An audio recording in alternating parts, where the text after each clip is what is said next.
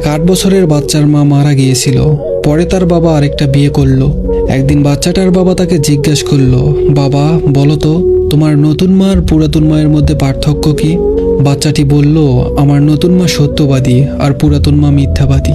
বাবা তার ছেলের কথা শুনে চমকে গেলেন এবং বললেন, কেন বাবা? তোমার যেই মা তোমাকে জন্ম দিল সে মিথ্যাবাদী, আর যে কয়েকদিন হলো আসলো সে সত্যবাদী হয়ে গেল।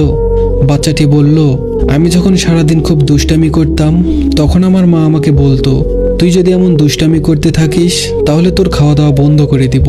তারপর সারাদিন যখন আমাকে খুঁজে পেত না তখন সারা গ্রাম খুঁজে আমাকে ধরে এনে নিজের পাশে বসিয়ে নিজের হাতে খাইয়ে দিত।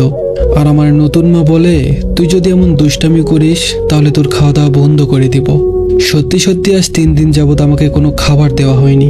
সত্যি নিজের মায়ের মতো মা পৃথিবীতে আর কেউ হতে পারে না।